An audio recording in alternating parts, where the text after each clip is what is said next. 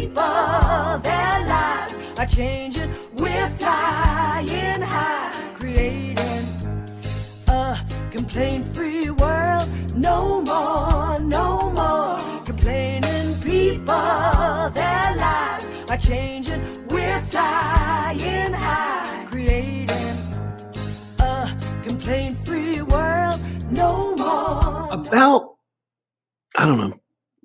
Well, it was when I was in ministerial school. So that would have been 20 years ago when I was in ministerial school. I went to this conference for churches on how to grow your church. And it was put on by Adam, can't think of his name, Kansas City, Missouri. Anyway, this guy built a huge megachurch. You may have heard of him. You may not have.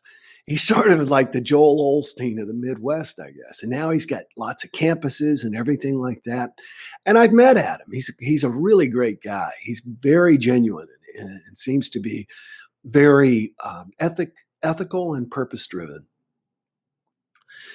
In fact, when, if I'm remembering this correctly, when the Methodist Church made some stand against gays or gay marriage, he was like, mm-mm. And when you've got 40, 50,000 followers, makes an impact. I was at this conference and they showed a movie, a commercial rather, that had been created by one of the megachurches that was attending there. And it was people walking down the street. It was like a camera shot as if you were walking down the street. It was a point of view. And what you're seeing is people, like, you imagine a busy New York City street, but you're seeing people go by and there's people on bikes, there's people walking, there's cabs, there are people getting in and out of cabs, there are people parking cars. And as they're doing their normal behaviors, there are these bubbles that are popping up over the person's head. And the bubbles were things like going through a divorce, has a mental illness, found out their spouse is dying of cancer, child won't speak to them, et cetera, et cetera, et cetera, et cetera. And then the takeaway from that is whatever you're going through, we're here for you. Then it was the church commercial. It was really, really well done. Because what it did was it gave you that idea of be kind to everyone, because everyone you meet is going through a hard struggle, because literally there was a bubble above everyone.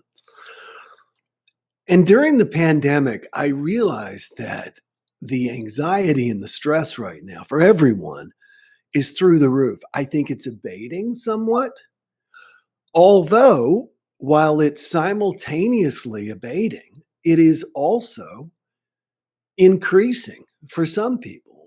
I was talking to a business the other day, a person who runs a business, and he was telling me that the forecast in his mind for his business is not good because of the things that the Biden administration is planning to do. And ironically, I was talking to somebody not too long before who was telling me that the changes that are coming along are actually some of the best changes that could ever happen. So either way, there's this anxiety.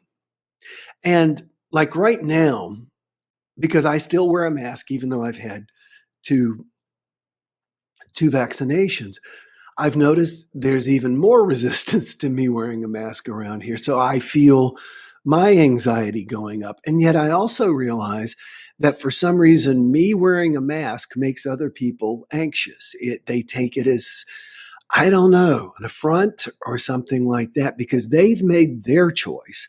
My choice is different. Therefore, they feel their choice is threatened. Let me put it that way. I think that's a good way of putting it. There were 4 people wanting to get on the elevator yesterday with no masks. So our elevator is not a full-size elevator. And I said, you know what? I'll let you guys on and I'll get off. And that's exactly what I did. And I realized that right now people are anxious. We are very, very, very anxious. And how would it be if you went through your day, first of all, on a scale of 1 to 100, all right? 1 being You are the blissed out second coming of Jesus. You are so chill about everything. That's one. All right. Or you're the Buddha. That's one. 100 is you are on the way to the hospital in an ambulance because you have had a massive anxiety attack. All right. So, where are you in between? Are you a 51? Are you a 72?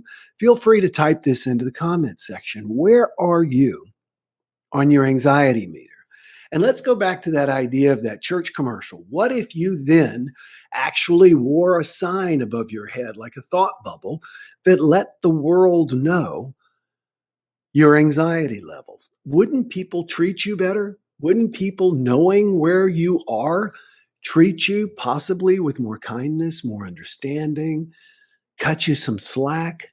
And I'm saying that not even knowing what your anxiety level is. Do you get what I'm saying? I'm presupposing it's higher than you want it to be. Now, we always want to first give what it is we want to receive. So imagine if walking out into the world, you could understand the anxiety level of the other person. Just guess it. And a lot of times you can, based on the way they walk, based on the way they talk, based on how they move. I live in a complex with a lot of tourists, as I've told you, that's constantly cycling over, and you can see different types of people on their vacation. There are people who get here and want to hurry up and relax. They just want to hurry up and relax, and everything. The elevator is slow, and why does this have to do this? And and then there are people who get here and just go, ah.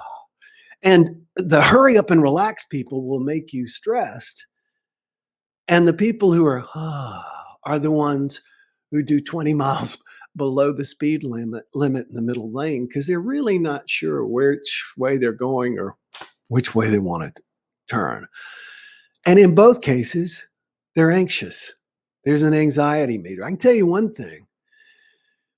I would love to hook up an anxiety meter and have it on the top of everyone's car on the turnpike here in Miami. Because you see people, I'm driving along and my anxiety is at 0. It's at 15 maybe, okay? It's at idle. My anxiety is at idle. I think I'm going to use that. I like that. And then someone in a Lamborghini can come up behind me at 180 miles an hour, and there's really no place I'm going to have to move, or they're going to have to jam on their brakes or slow their roll or whatever. And my anxiety on my roof would start going up, 15, 30, 35, 40. And theirs is high too. Probably was high in the first place. But now I'm raising theirs. I'm an obstacle to them. Our key takeaway today, my dear friends, is you have an anxiety level, and it's better to acknowledge it. And it's better to not engage in certain situations if you or the other person is at a stress level that is too high. And right now, I want you to know that everybody's benchmark is high. So handle yourself and everyone else with kid gloves. And choose your time to address issues, choose how you address issues very carefully and with love and understanding, especially for yourself. And since I said especially for yourself, it's time for everyone to click share. Thanks to those of you who click share in the past. Oh, I love it. I'm going to get to see you all talk about your anxiety level. And if you haven't said yet, say. I would say that right now, on a scale of 1 to 100, Teddy's growling. So that just put mine up. Mine's probably, to be honest with you, and I'm going to be honest, probably a 65. And the reason is simply I can hear the construction going on right now at any moment. And so I want to stay relaxed in the moment and not anticipate them turning on the jackhammers before we finish. All right. No boat, Key Largo. Key Largo is my choice. Awesome Possum says, Jerome is here, says hi. I'm grateful to be with everyone. We're grateful to have you, Jerome. Alex and I were just talking about the fact that you have to look beyond people and their negative attitude because they most likely are going through something. Yeah, again, I'm watching Seinfeld more as a psychological experience than anything to watch the character of George. George has borderline personality disorder. I'm telling you this. And it makes perfect sense because his parents yell at each other constantly, constantly. There is nothing that he has said to them since I've watched this show that it said to his parents that does not end up in one or both of them yelling at him and usually one another in the process. So an abused puppy. I will continue wearing my mask after my second dose. I am 50. Courtney, good for you. That's awesome. Hey, Muriel, good to hear you. 25. All right, come on now. That's great. See, you guys are inspiring me. Michelle Bland says their own issues. I totally get it. Yes, and Ed Wilmot, do you guys feel other people's energy or am I the only one? When I get around people, totally feel it. Ann says she's a 35. Britt says she's a 40. Michelle says 75. Well, there you go. Thanks for your honesty. 50 during day, 75 at night. Wow, that's an interesting observation. That's a great thing to watch, especially if you're having trouble sleeping. Michelle says, Mimos, don't want to skip you over. Oh, no, we did. Michelle Lee says 50. Ed Wilmot says, I would like it to be realistically 10 to 15. Me too. Me too. And when we get into, I've already written the Jumpstarts for the next 2 weeks. I'm going to teach you something called REST, REST, and it will help you reduce that all the time. Trish, you're not late. We're just glad you're here. Glad to have you. Linda says, depends on the day, but so much better. No, and this is what I want you to get. Your anxiety meter is going to change when you get off this Jumpstart. Your anxiety meter is going to change throughout the day.